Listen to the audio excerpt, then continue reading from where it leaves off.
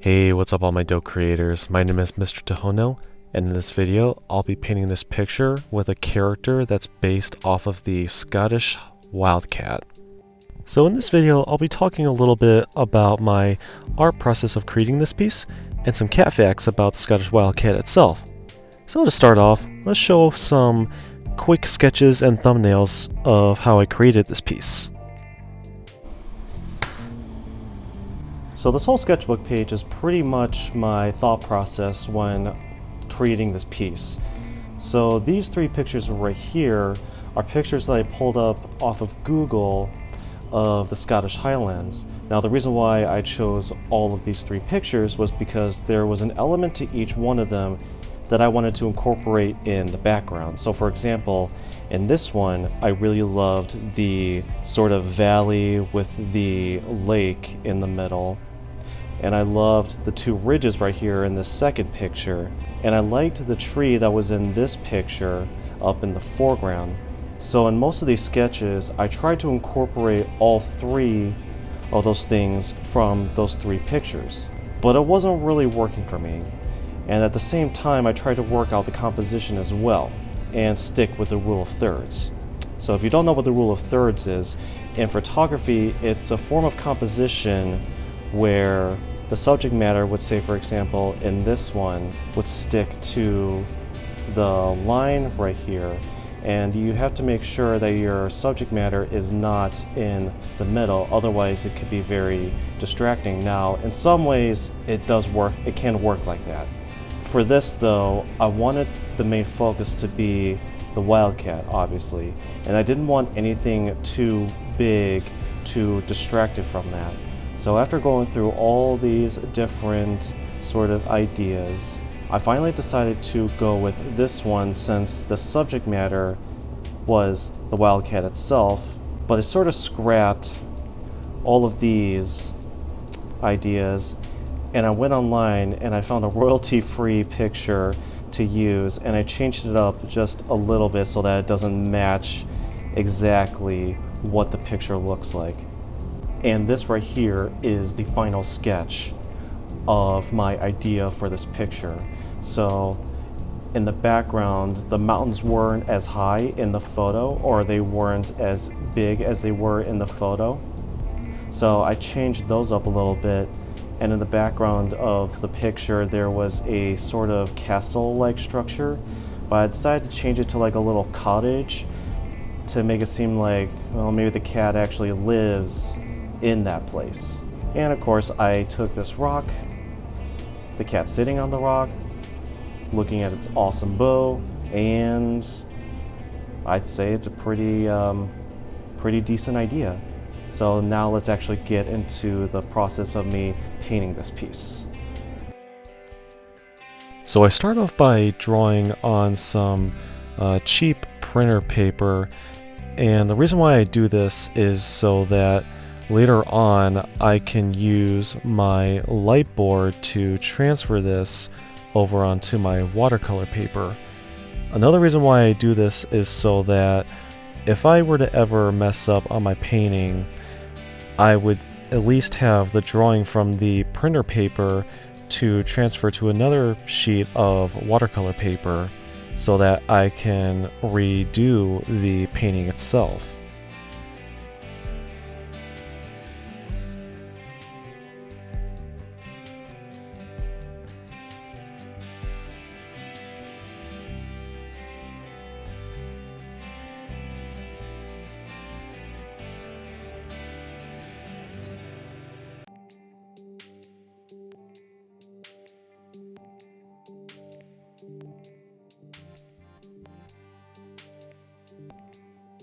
So now I'm going to bring in my light board here, or light box, whatever you like to call it.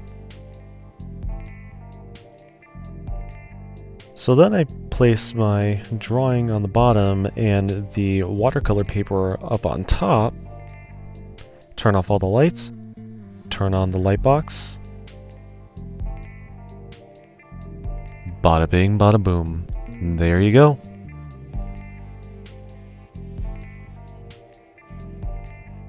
So right here, I am quickly inking the lines of the pencil drawing.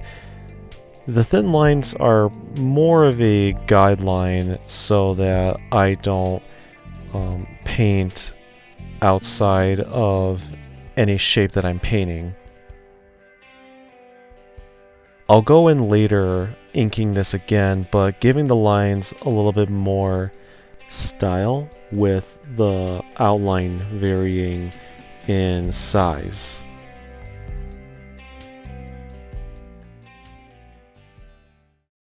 And now it's time for the fun part, the actual painting process. The paints that I use are sort of mildly cheap paints that I get from Michaels. The brand is called Grumbacher. And if you go on Michaels' website, I'm sure you can find some of the tubes and some of the colors that you can find in store as well. Pretty much my idea was to keep the colors and keep the background loose and not give too much detail so that it doesn't distract from the cat in the foreground.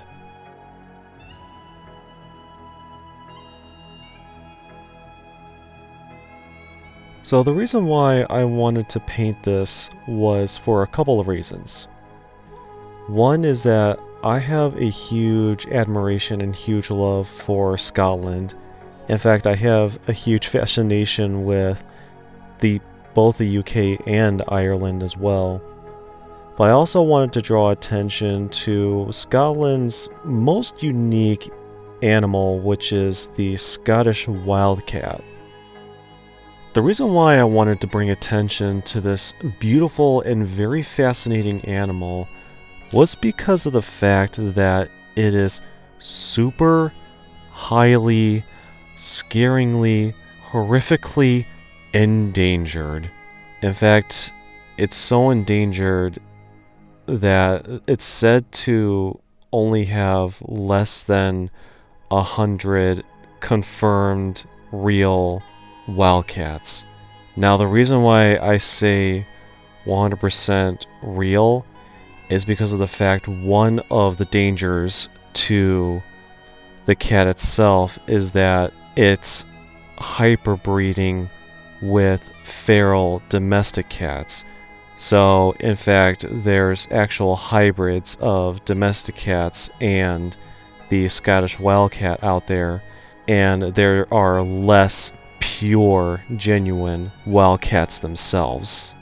A few other threats to the cat itself is from incidental predator control activities, meaning that farmers and other livestock holders will use any means necessary to kill the cat to protect their livestock, pretty much.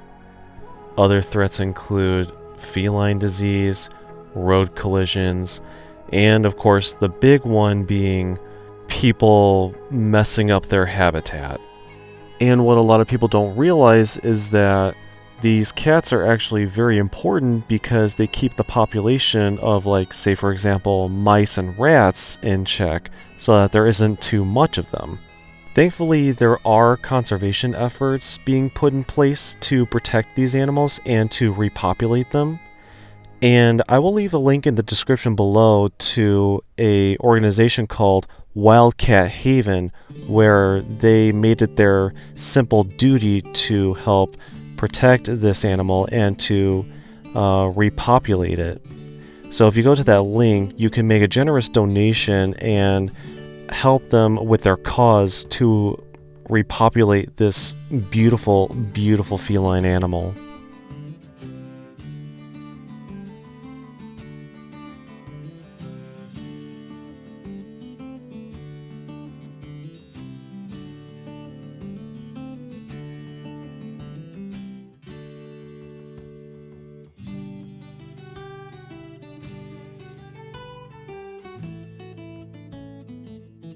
So I've gone on about the conservation efforts for this cat, but what is it exactly?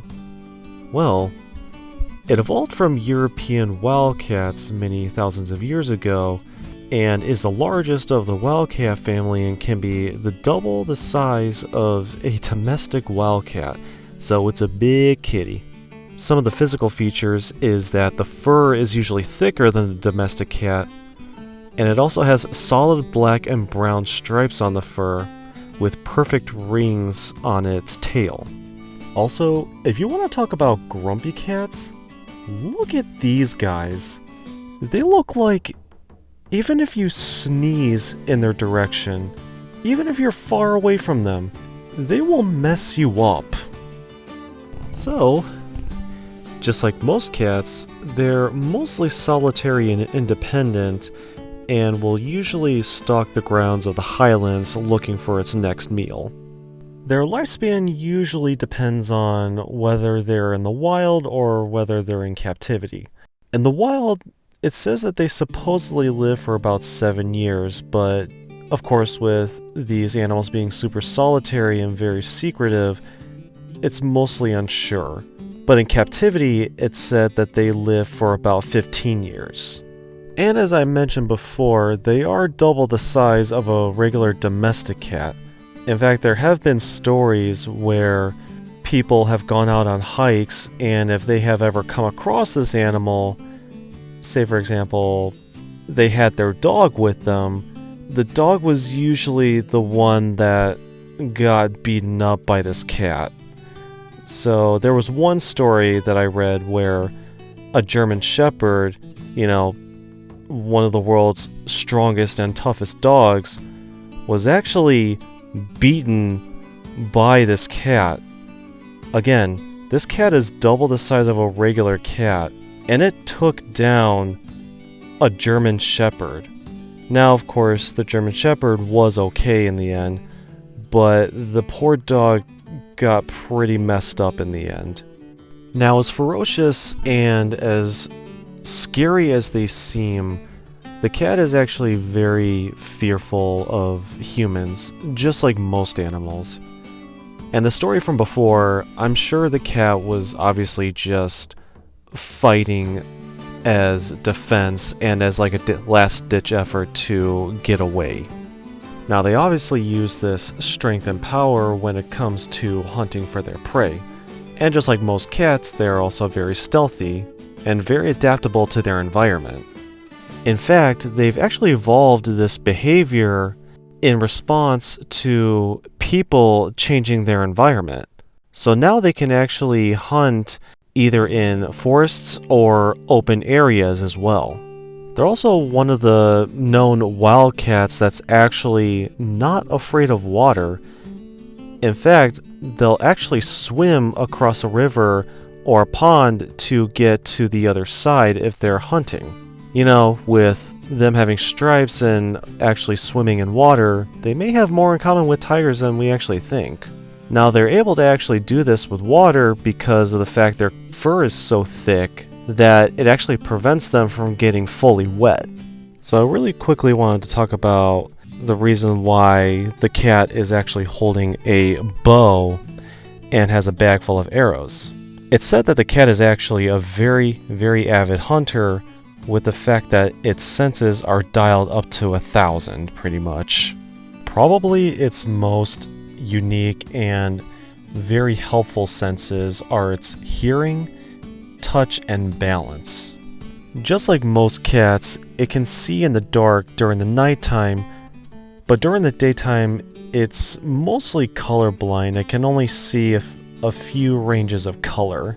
Their hearing is also so precise that it can actually help them detect some of the smallest sounds even when they're in thick brush and heavy cover. They're also very agile and incredibly balanced. Their sense of touch, to me anyways, is the most intriguing. Their paws can actually pick up and detect some of the smallest little vibrations.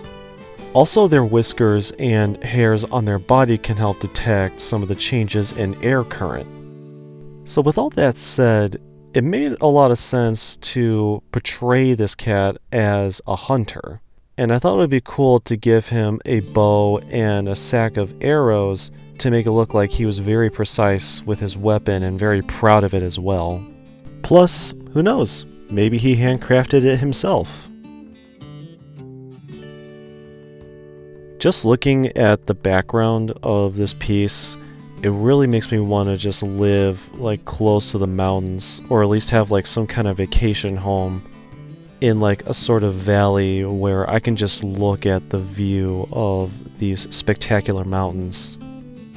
Honestly, coming from a guy who mostly lives in the Midwest where it's nothing but flatland, being surrounded by mountains would honestly be a really good change of pace.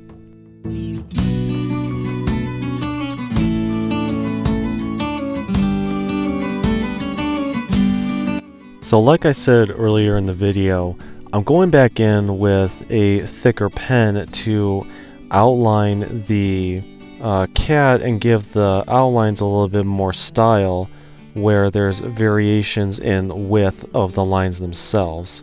Also, it just kind of helps to pop out the cat a little bit more.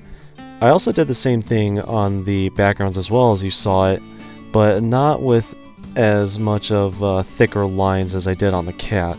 The reason why is just because the cat is the main centerpiece, and if I were to give those thick lines to the background as well, there would be kind of this clash of contrast where they would both be fighting for pretty much the center stage, as I would kind of put it.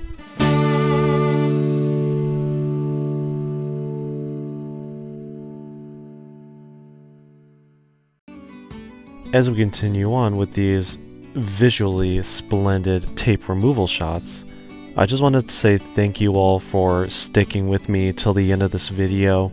It was really great to give you some new knowledge on this beautiful cat and how it really needs our help in its hour of need. And overall, I just want to say thank you again. If you liked this video, don't forget to leave a comment, like, and subscribe, and turn on that notification bell so you know when I upload next. And until next time, stay creative, my dope creators.